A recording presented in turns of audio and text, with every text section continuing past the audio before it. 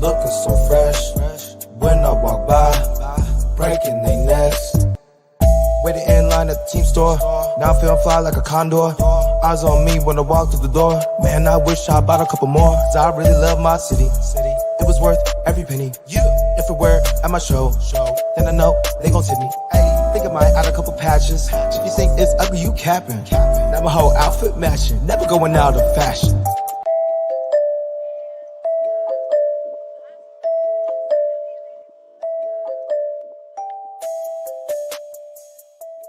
What's going on, everybody? Welcome, episode 636, Talking Friars podcast and YouTube show, September 22nd, 2024. Just right off the bat, I have something going on in my throat. When I talk, I'm going to have to cough a little bit, so I'm going to try to keep this a little bit abbreviated. I probably won't be going for an hour plus here today because I don't think you guys want to hear me consistently coughing.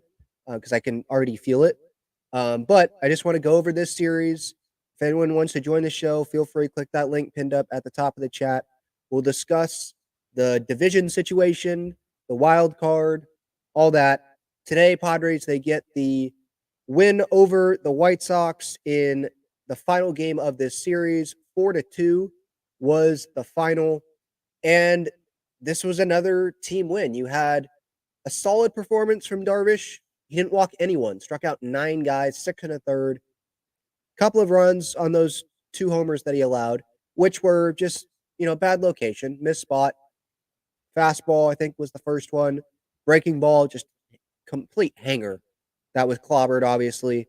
But then Morahone comes in, Estrada comes in, and shout out to Robert Suarez. Good for him coming in there and getting his 34th save on the year, allowing 1 hit, but he struck out a couple of guys. Didn't walk anyone. And so I don't know if he has like his full confidence back or how he is feeling. But I don't know. I still go back to, I think, something I was saying last night post game was I'm not so sure Suarez is just going to be given the closer role. I think it's going to be based on the matchups here come postseason time. So again, interested in seeing how that plays out. But even beyond the big 3, Suarez, Scott, Adam, there's Jeremiah Estrada, there's Adrian Morahone. Brian Hoeing is a guy that I would trust in a big spot, to be honest. The way that he has pitched for the Padres, I'd put him in that group. So the Padres are probably the best team. I don't think this is a hot take, by the way. They're probably the best setup team for October. Am I wrong? There might be better offenses, but look at the rotation and how they're doing, right? It's like quality start after quality start. And then no one has better bullpen depth than the Padres do amongst postseason teams, right? Unless I'm missing someone. I'm not looking over every roster, looking at it, every reliever and their numbers, but just eye test and watching games around the league. Seems to me, sure, I'm biased, but it seems to me like the Padres are the best setup team going into October, regardless of if they have to play a wild card series or if they win this division, have a really good series against LA, win this division, and they get that bye. And by the way, the whole conversation that may come up now with the off day coming up, and then they don't play till at night on Tuesday, so there's a lot of time for this conversation to happen. Would you rather, as a Padres fan, have a bye, so win the division, get the bye, or would you rather play the wild card and just keep playing and be the hot team like in 2022? If you look at the history in there we go. See, told you. If you look at the history in Major League Baseball with this postseason format, you will see that most of the time it's a wild card team that comes out of the National League. So some people may be like, no, the bye didn't. I think Profar had a quote about this the other day. The bye hasn't worked out so well for Atlanta, for the Dodgers. So there is that, baseball, you play 162 games, you have like 1 day off a week. Sometimes you don't have a day off in 2 weeks, or a day off like once every week and a half. right? Once every 10 days or so. Sometimes, I mean, sometimes this year, this Padres schedule has not been very friendly with the days off. It's friendly in September, which is good, but there were some long stretches there where it's, 27 games in 28 days or something nuts, like 24 and 25, I think, or 23 and 24, something nuts. So you go from that to now you don't play for possibly 3-4 days because you're waiting for the wild card series to wrap up. If that goes 3 games, like in 22 for the Dodgers, they had to wait and wait and wait. And then, but for me, I sit here still and I'm like, I will take the bye every time. And maybe the players feel differently about this. But I would take the bye every time. Because you get to set your rotation at the very top while the other team is going to be coming on the road to your ballpark and they have to throw maybe their 4th starter for that first game. They're already behind there for game 1, right? So there's that. You get the home field, which I think will be huge for the Padres in October with how we're showing up at the ballpark, right? And then really why I would take the bye, and this is obvious, is you don't have to play the wild card series. You don't have to risk being upset in the wild card series. If you're going to give me the division series, you're going to give me the opportunity to not have to play the wild card series and you automatically advance to a second round, I'm going to take that every time. Excuse me. I'm taking that every time. And dang. 1 second.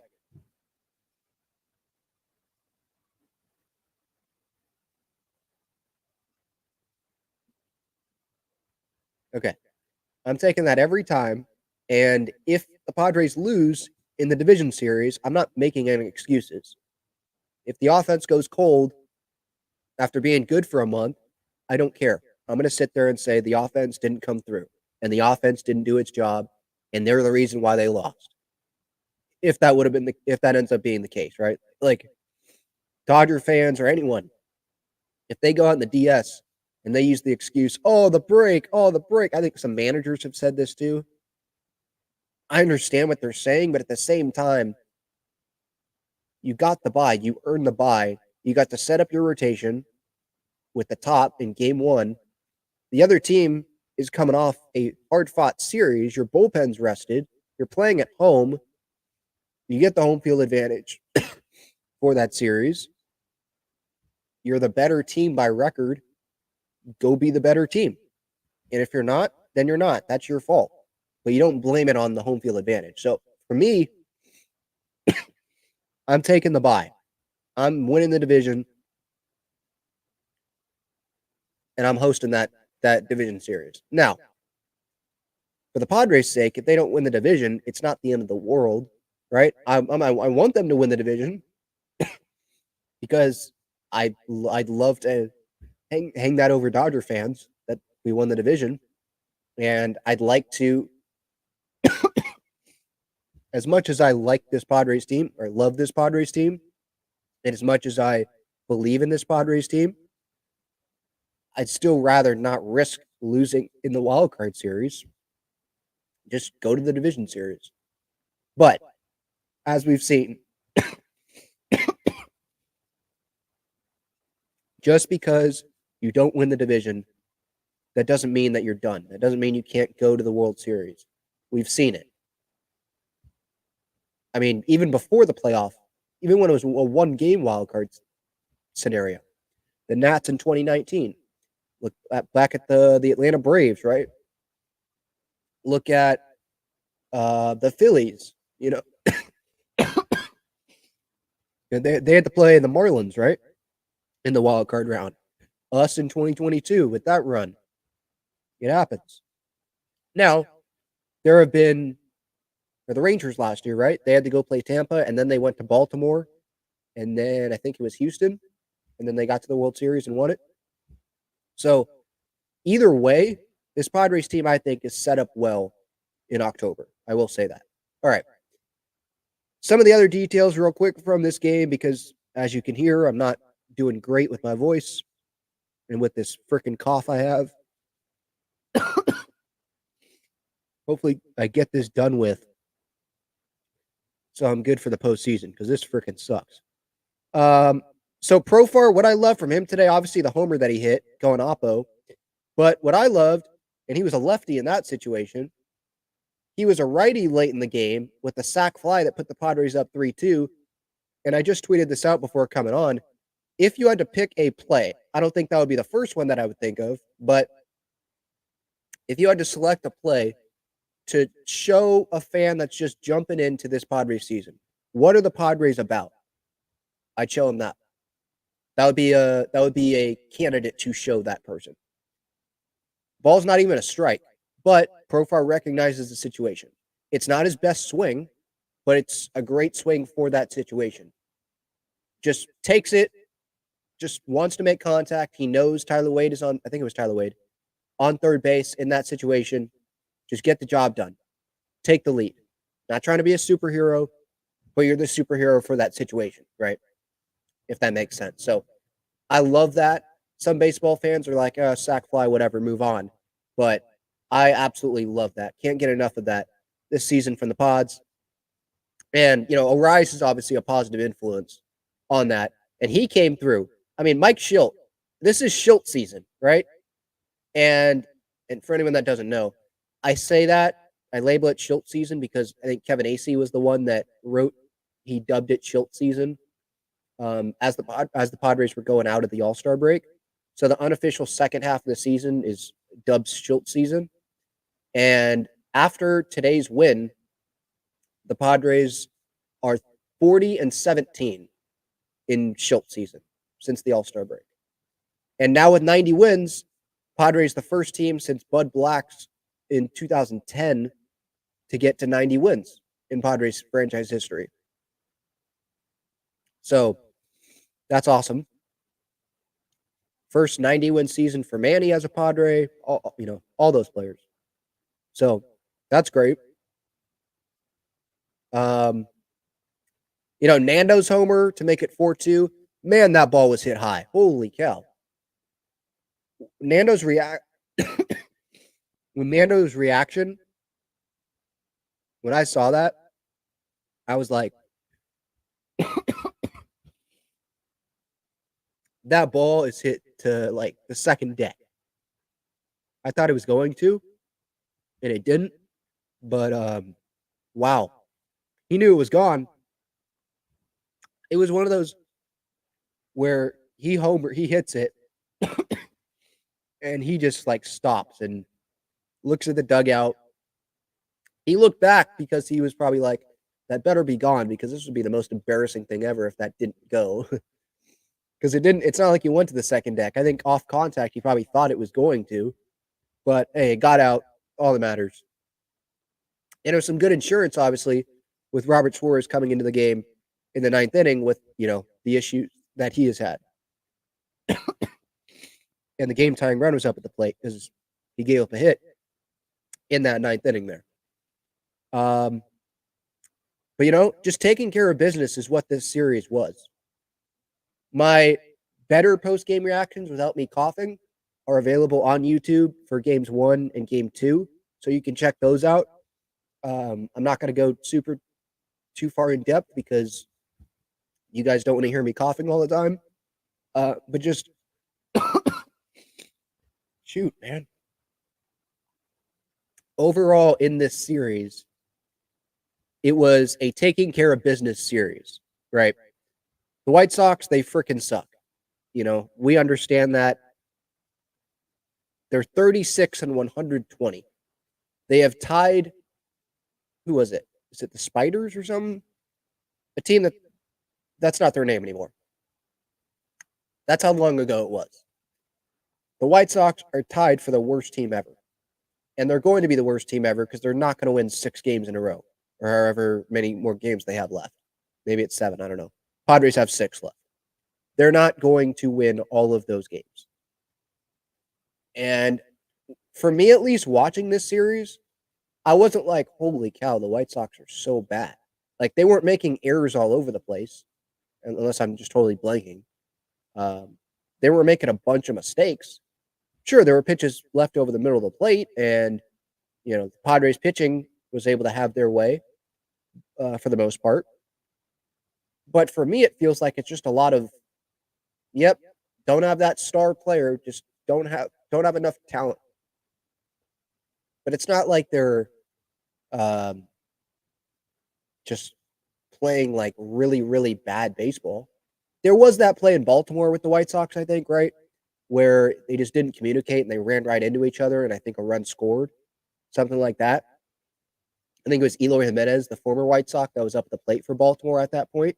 So that's kind of what made it more embarrassing.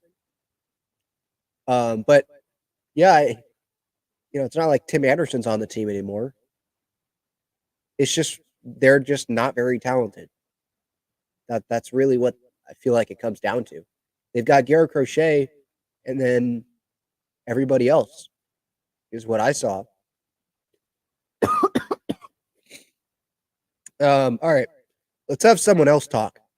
Stat Nerd Baseball, what's up? How's it going, man?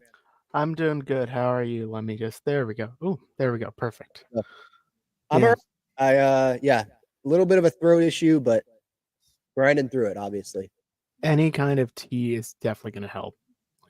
I'm sure you know this, but I just wanted to suggest that a little bit. Yeah. Hold on, the lighting is all weird today. Nope. Hold on. There we go. That's the best it's gonna get. You're good. But yeah, they swept the series. It's what I wanted. It's what we all wanted, honestly. I got to write one of my single favorite lines I've ever written today, and they swept them into the history books.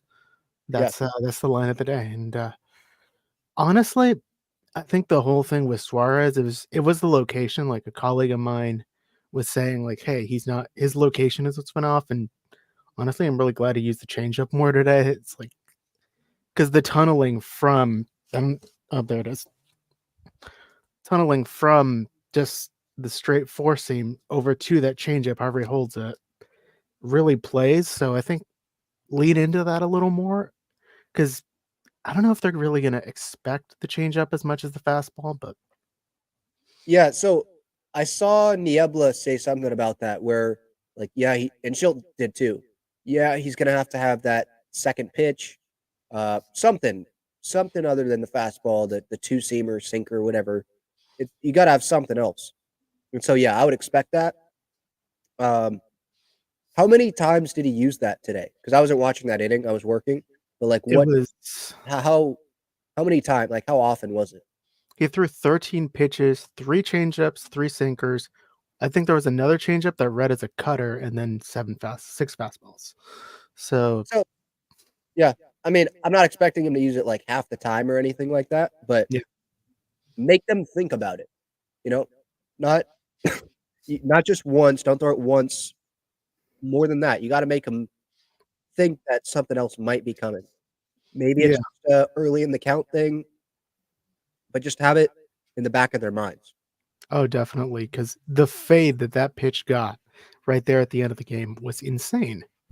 Like, I can't remember the last time I saw a changeup do that, other than Nick Martinez. Nick's is nasty. Very, very good. Did you see the video in Cincinnati where they changed the camera angle and you could see just how much that pitch moved? No, I didn't. There's a video out there, but the Reds' camera angle was kind of shifted, so you could see just how much movement was on that pitch. It was insane. Yeah, I mean, I can see it from the regular angle. The eye test, it's nasty. I think, is it Jason Adam who has one too? Yeah, Adams is pretty his good. Is pretty good too.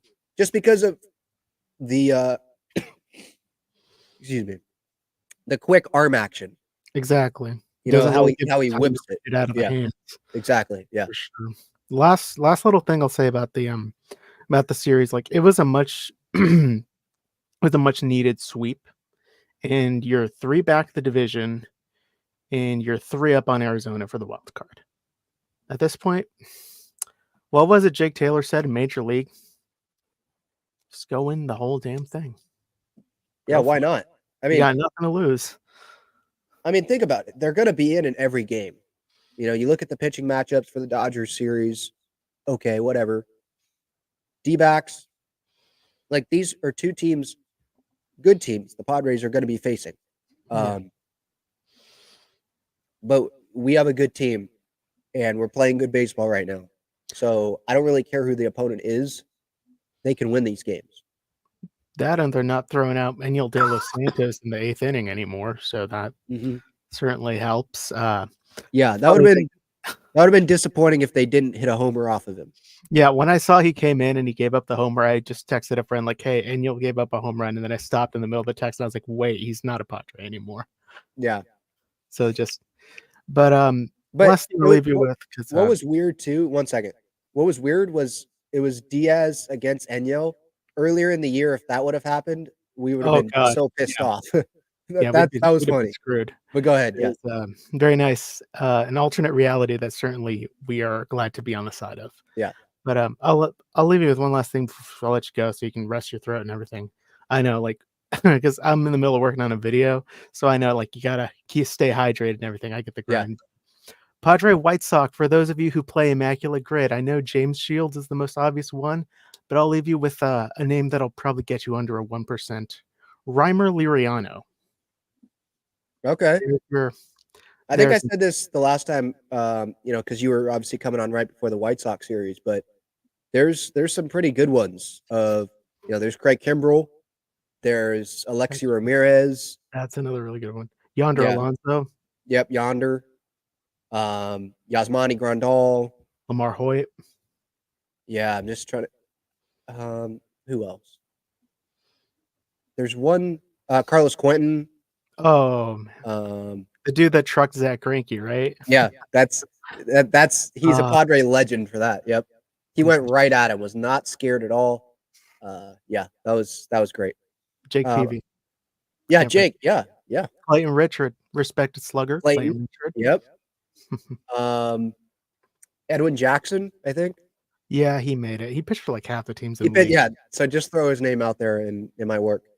All right, thanks, man. I appreciate it. Take care, man. Yeah. You too. All right. Game 2, Padres won 6-2. Again, you can get my reactions really on YouTube for games 1 and games 2.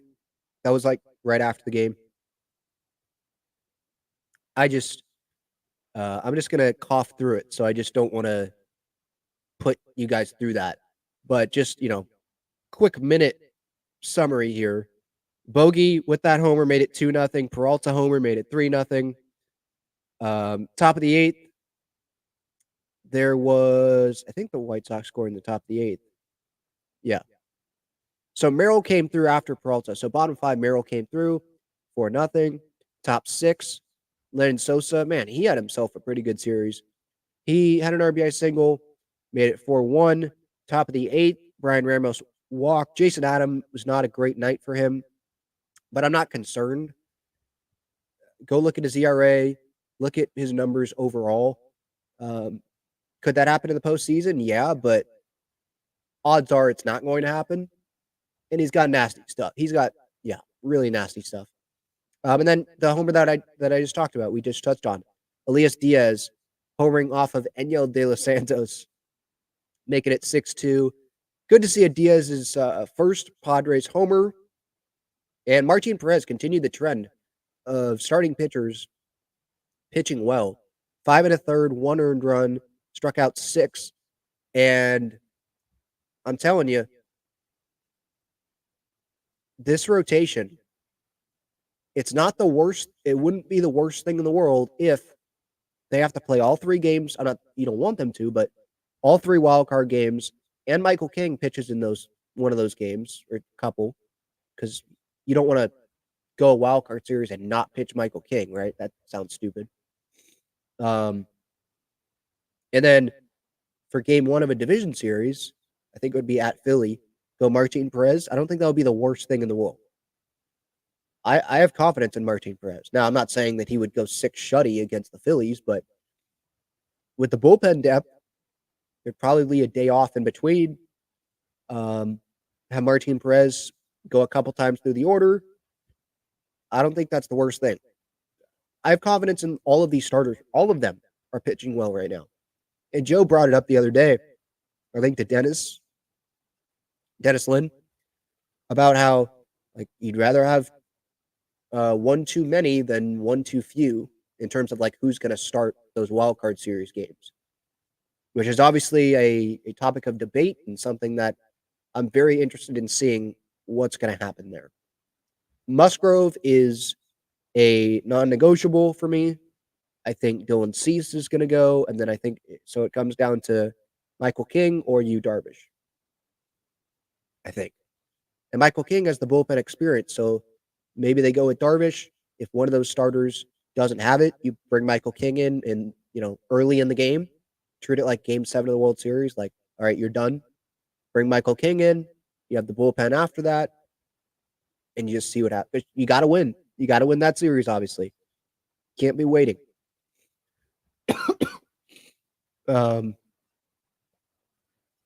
Tanner Scott, 5-out save yesterday. Props to him. 1.54 ERA on the year. Obviously didn't pitch today. But him doing that, like showing the ability to do that, 24 pitches. Obviously that double play was huge to get out of that 8th there when Adam was struggling there. That's huge. Like showing us the ability, showing the Padres really. The ability to do that, because in the postseason, I mean, right now, Schilt isn't going to low leverage guys. If you go look at the bullpen chart, I mean, I'll pull it up here real quick. Because who pitched today? Morhone, Estrada, Suarez. I mean, Matsui, Jacob, and Peralta have not pitched. Matsui hasn't pitched in like 2 weeks. Those bottom guys are not pitching. You're just not going to have them pitch. And this is the regular season.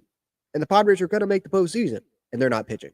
So come postseason time, imagine how that number of guys Schilt wants to go to decreases, right? He'll say he has confidence in them, but he probably, let's be honest, he probably wants to go to 4 guys. Suarez, Scott, Adam, and Morhone. And then, throw Estrada in there, but ideally, you probably want to go to 3 guys. And if Scott can give you 4 or 5 outs, you go that route. So we could be seeing that come postseason time. Darvish, 6 1/3. That was today. Sorry, wrong game. Already went over him. Impressive what he's doing coming back. Him and Musgrove, that has been so great, right? Because there was the question mark of, okay, them coming back, that's great, but what if they don't pitch well? Because you had Matt Waldron, remember, he was less effective. He goes down. We didn't know what Martin Perez was going to do. There was the talk about Michael King and his innings. I didn't want to hear any of it because he was doing fine. And it's like, if he feels good, his numbers are still there, stop talking about the innings. But that was brought up. The rotation, there were just question marks. And they both have come back, and they're in a really good spot right now for the postseason. So that is great. And so far, it seems like that Darvish thing is working out like the 2020 Kershaw, where it's less innings, less tax on the body, and he could be in a better spot come postseason than a lot of other starters in the league because they've been pitching the whole year, where Darvish has not in big league action, obviously. And he got that time, and so he can be maybe fresher come postseason time. Padres won game 1, 3-2 in 10 innings. That was a interesting game, entertaining game. Jackson Merrill with that double made it 2-0 in the bottom of the 6th. Sosa, though, homered in the top of the 9th off of Robert Suarez, tied it up at 2. And obviously there were 2 outs in that situation. It reminded me of, what was that, the Tigers, when Suarez gave up that freaking grand slam to put the Padres behind when they had a 3-0 lead, or 3-run lead. Might have been 3-0. This one was to tie it, though. And even when that happened, yeah, sure, it's freaking disappointing. It sucks, but especially when you think like, okay, the game's going to be over. We got it. But they're playing the White Sox. And I'm going to take the Padres 100 times out of 100 times if you're playing the White Sox in extra innings. The 2024 Padres, that is. I am taking them every time. Situational baseball, I'm taking the bullpen if the innings go longer. I'm taking the talent in the lineup. You're taking everything. So I thought they were still going to win come extra inning times. It just sucked that, okay, we got to drag it on even more here, and we got to have the discussion about Robert Suarez, and the fastball just goes middle. And it felt like he was just overthrowing there. Instead of pitching, he was overthrowing. Sometimes when someone's trying to be too fine and perfect, we're like, hey, just play catch with the catcher. Sometimes it's like you're not even pitching and you're just trying to gas it by guys. And 100 down the middle, that's not a surprise to a bunch of hitters now. They can see that almost every night in the big leagues. There's machines that go 100 that they can face. It's not super special anymore for big league hitters. Obviously for us, fans, obviously, yeah, throw that every pitch and we're out. But for those guys, they can do damage. And so Robert Suarez, like Ruben Niebla said, like Mike Schilt, yeah, gotta have something else. Gotta have something else, and not just in the dirt every time, but be able to throw it for a strike, have it be effective. So those batters are thinking about that pitch. They're not just fastball. Now maybe they will, and this could play to Robert's advantage, where the hitters come into the box and they think fastball, and they get fastballs. They can't do anything with them for the first couple of pitches. Now it's 0-2, and then they just keep sitting on the fastball, and they're like, hey, if I strike out, I strike out, and Robert Suarez could get strikeouts that way. Or he could get ahead in counts, and then he gets to control the count there from there on if he can use a secondary pitch. Now, I'm not talking about the sinker two-seamer or obviously the fastball. I'm talking about like a changeup, something else. So that's what I'm going to be looking at when Robert Suarez takes them out here the rest of this regular season. It was a cool moment for Tatis, obviously. His second walk-off. It took him a long time to get his first walk-off in the big leagues, and 13 games, I think, was the gap. I think Darnay Tripp sent that out the other night. 13 games of a gap between his first and second walk-offs. Baseball's weird like that. So before getting to the chat, where we stand right now in the standings, the Padres are 3 games back of the Dodgers in the National League West. So if they sweep the Dodgers, they will be first place in the National League West because they have the tiebreaker. They have already won the season series. And then if they win out, they win the division. I thought we were going to be 2 games back, but then the Rockies weren't able to hold it. I think Mookie and Ohtani went yard. They went yard there late. And so the Padres, it's still a 3-game gap, which would freaking suck. If, they take 2 out of 3 and they lose the division by 1 game. But again, I'm still confident, even if we go to a wild card series, we're going to be playing at home. We have a 3-game lead on the D-backs for that first wild card spot. Not saying they can't go sweep us, but I'm feeling good about where we're at. So it's Padres, D-backs. They're a half game up on the Mets for that second wild card spot. Mets have the third wild card spot. The Braves are a game and a half back of the Mets. I think the Braves play the Mets coming up. I'm trying to check right now real quick, because that will be an interesting series. Obviously, we're going to be focused on Padres-Dodgers, but for how the rest of that wild card shakes out, yeah, it's the same days as Padres-Dodgers. So Braves-Mets and Padres-Dodgers. Wow. Baseball world's going to be fixed on those 2 series, I would think. Mets at the Braves. Tuesday, Wednesday, Thursday. And the Padres at the Dodgers Tuesday, Wednesday, Thursday. So that's big. That is big. Padres, their magic number is down to 1, I believe. So a win on Tuesday. And I don't know if they're going to do a full party celebration in the Dodgers clubhouse. Maybe it's more of a, for me, because I feel like this team is more of a, we're not done. This isn't it. We're not happy we just made the playoffs.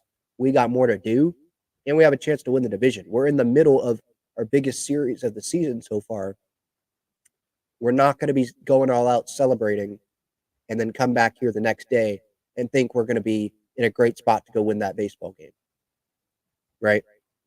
So I would actually be a little bit surprised if they have this big celebration.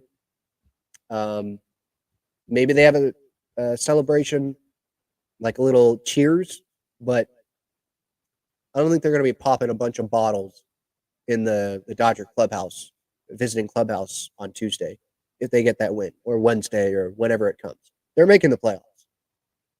I know there's Padres fans on social media that will point out 2010 and what happened there, but come on. The Padres aren't going to win one more game.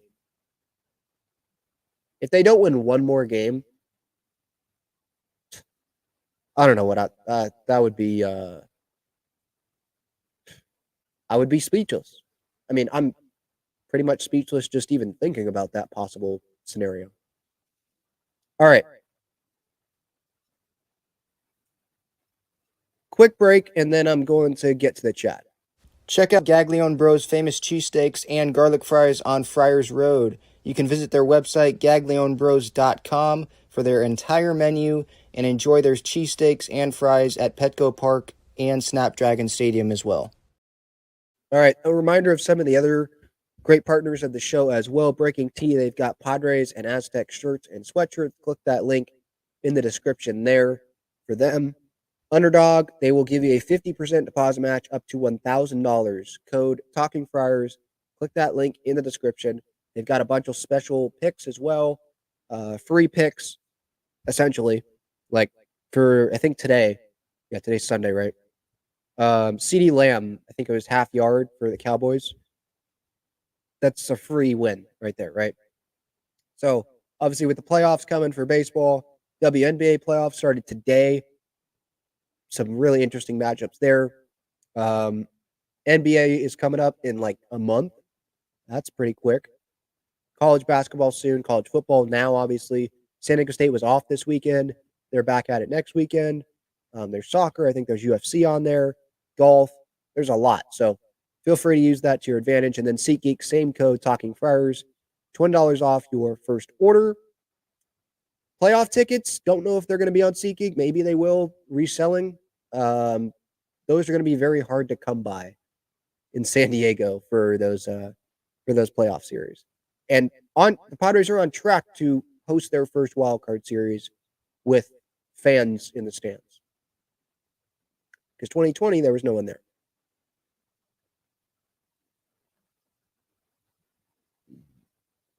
Excuse me, sorry.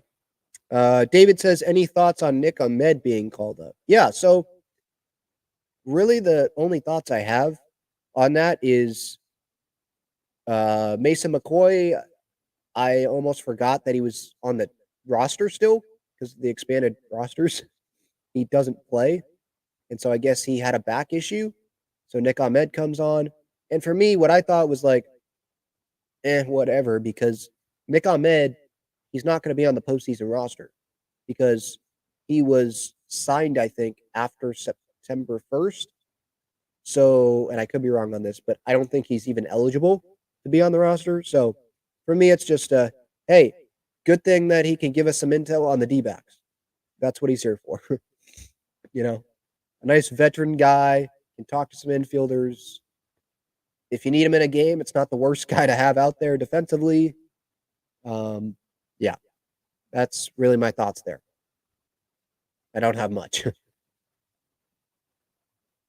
Yeah, I'm pumped up. Not Me Solo says this LA series is going to be awesome. Derek beat LA, beat LA, beat LA. Yeah, I'm pumped for this series. Can't wait. Christian says the division would be a statement.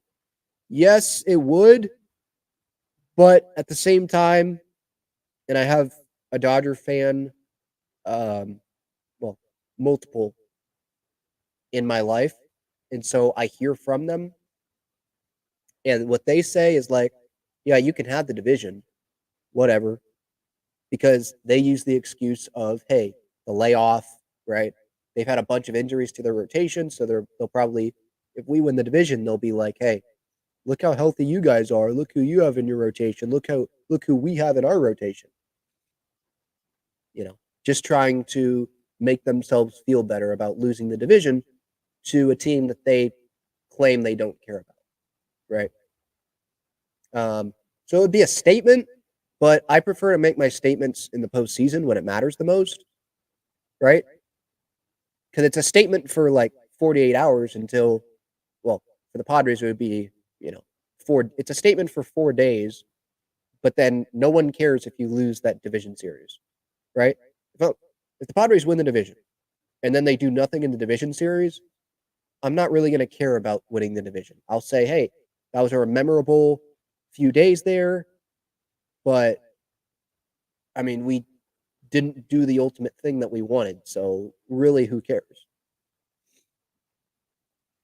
I mean, think about it. In other sports, does anyone remember who wins the Atlantic Division in the NBA? I think that's one of the divisions. We don't even care about the divisions, right? We think of Eastern Conference and Western Conference. In the NFL, do people remember who wins the division? Or do you just remember the Super Bowl champ, right? Maybe those individual fan bases do, but like 10 years down the road, are you like, oh, I'm so proud of that division winning team? Unless you're like a real underdog, right? But for the Padres, I mean, no, we care about going to the World Series. Sure, we haven't won the division since 2006. That would be awesome to do, but I'd trade a World Series appearance even for a division title. Excuse me, trade a division title for a World Series every freaking day of the week. What's wrong with Arraez's leg? It seems like he's good. I think he's going to play on Tuesday.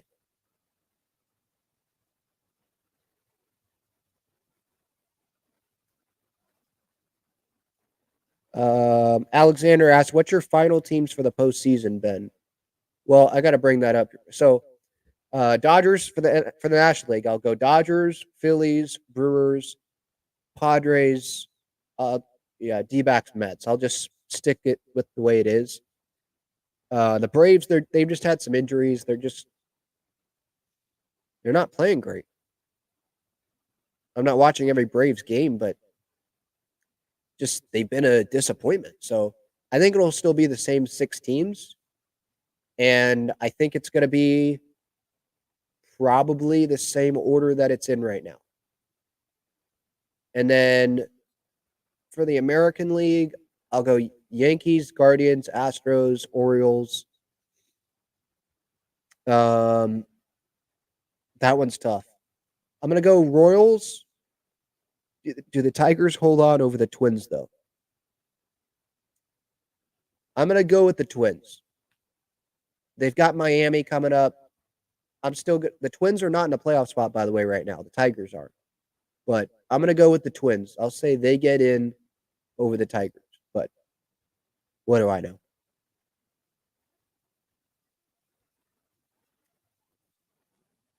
All right. Thoughts on Cronenworth?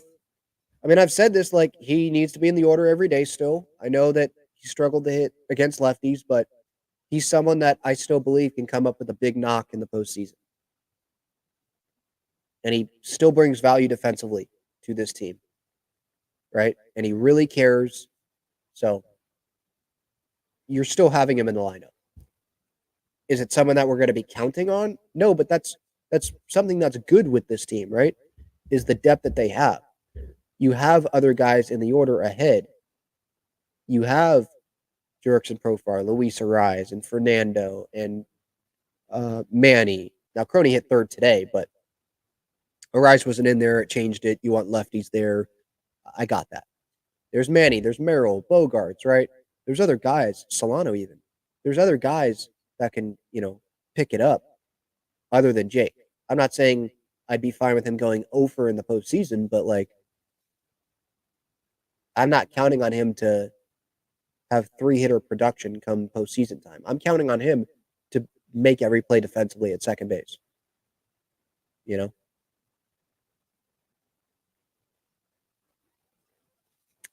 That is, Ray says 3 with the Dodgers, 3 with the D-backs to end the season. Already seems like the playoffs. Arizona series postseason preview. Yes, I think so. And it's reminded me of, these WNBA series postseason. So the Liberty and the Dream, they played their last regular season game was against each other in New York. And then their postseason matchup was a couple days later. Game 1 was today, earlier this morning. So they're playing each other regular season right into the postseason. I think that is happening with maybe that's their only series there in that league, but it happens. And it's happening. It seems like it could happen with the Padres. The Padres and D-backs could play 6 consecutive games against each other. Just think about that. And the only difference is, well, not only, there's obviously regular season, postseason, but the difference really is one's the first half's in Arizona, the second half is in San Diego. The more important part is in San Diego. But yeah, that could be we could get tired of the D-backs real quick with those 6 consecutive, potentially.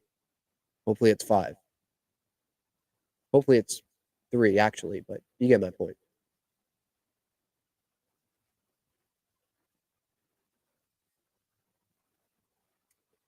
Edmund says, first time commenting on a live stream. Well, thank you. Welcome in. But I'm so worried about if the Mets make it because they're extremely tough to beat. What do you think? For the Padres, the Mets have won the season series against the Padres, but even with that, I'm not sitting here scared of the Mets. I like everything that we have over the Mets. We're a different team than when we played the Mets. How we're playing. And some guys that are back from injury. So I'm not scared of the Mets. And the Padres wouldn't match up with the Mets until when would that be? Would that be the CS?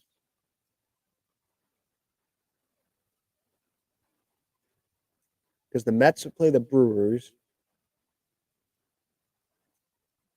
And then the Brewers, I think, would play the Phillies as of now. So, we wouldn't play the Mets for a while. And I don't think they're going to get there. So, I'm not scared of them, no.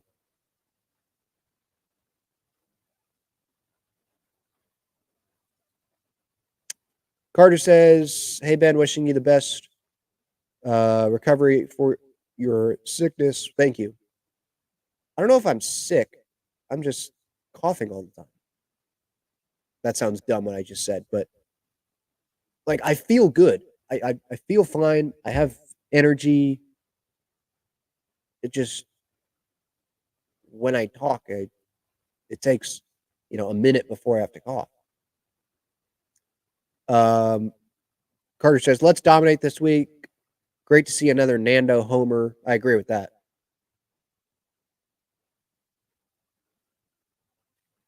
Just imagine what Petco's going to be like if Nando hits a huge home run in the postseason.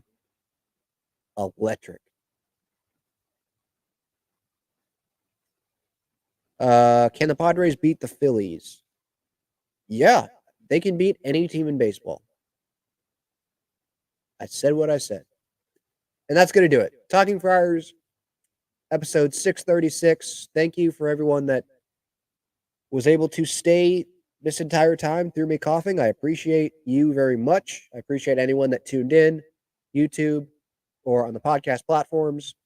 I'll be back during that Dodger series in a couple of days. Hopefully I'm better. And hopefully you guys all are going to be doing great coming up here this week and into the postseason. See y'all later.